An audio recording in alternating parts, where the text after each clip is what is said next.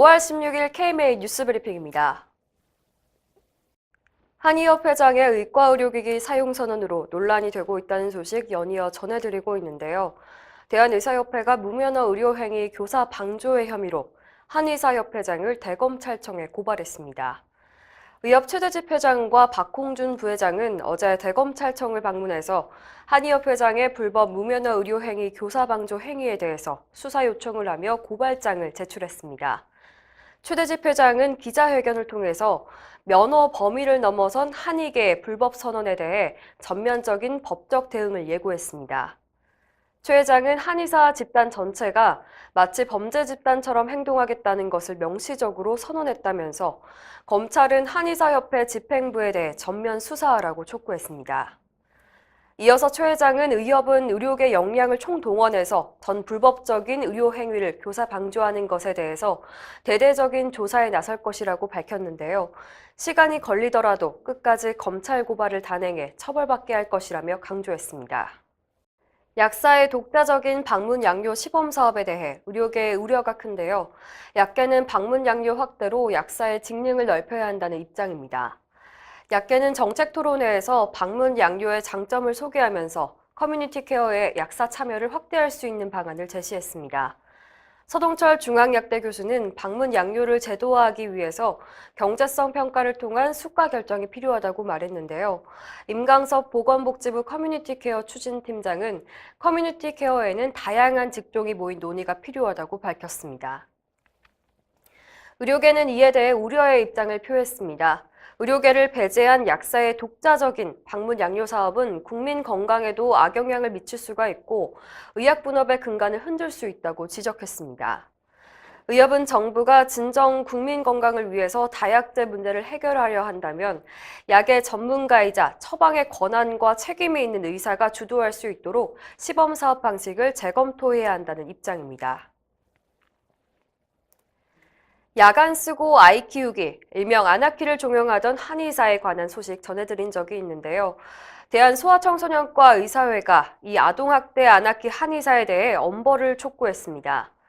안아키 대표인 해당 한의사는 수두파티와 예방접종 거부 등 극단적인 자연치유 육아법으로 아동학대 논란을 일으킨 바가 있는데요. 대구 고등법원은 지난 2월 해당 한의사의 항소를 기각하고 징역 2년 6개월에 집행유예 3년과 벌금 3천만 원을 선고한 1심 판결을 그대로 유지했습니다. 항소심 판결에 불복한 피고인은 현재 대법원의 상소에서 최종심을 진행 중인데요. 이면택 소청과 의사회장은 해당 한의사가 반성을 하지 않고 오히려 일반인과 의료인을 대상으로 명예훼손 혐의로 고소했고 피해자를 계속해서 양산하고 있다고 지적했습니다.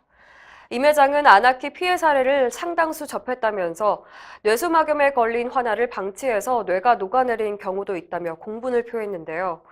당장이라도 검찰이 다시 구속영장을 청구해 면역이 가장 취약한 아이들과 어르신들이 희생자가 되지 않도록 막아야 한다고 지적했습니다. 내일은 세계 고혈압의 날인데요. 혈압 관리에 더욱 신경 쓰셔야 되겠습니다. 메디컬 타임스에 따르면 우리나라 30대 이상의 고혈압 인지율은 68%에 불과하다고 합니다. 즉 10명 중 7명이 자신의 고혈압을 인지하고 병원에서 진단을 받은 적이 있다는 건데요. 이 수치를 연령별로 나눠보면 상황은 더욱 심각합니다. 30대 인지율은 19.5%에 불과한데요. 80% 이상을 보이는 60세 이상의 비율을 볼 때 확연한 차이를 알 수가 있습니다. 대한고혈압학회 조명창 이사장은 우리나라 국민 중에서 젊은 30, 40대 고혈압 환자가 증가하고 있지만 치료율도 인지율도 매우 낮다고 말했습니다.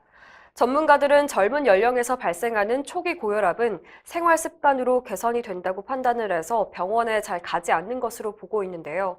조 이사장은 30, 40대들이 고혈압 합병증의 위험성을 인지해서 좀 더 적극적인 혈압 관리가 필요하다고 당부했습니다. 정신질환으로 인한 비극적인 사건이 잇따라 발생하면서 환자들의 치료에 대한 관심도 높습니다. 정신질환자 중에는 진료를 거부하는 경우도 많은데요. 자유한국당 박대출 의원은 정신질환자가 진료를 거부하거나 병원을 방문할 의사가 없는 경우 보호 의무자가 전문의의 방문 진단을 요청할 수가 있고 또 특별한 사유가 없으면 요청에 따르도록 의무화하는 내용의 법률 개정안을 발의했습니다. 하지만 의료계는 이 법안이 심각한 문제점을 내포하고 있다고 지적했습니다.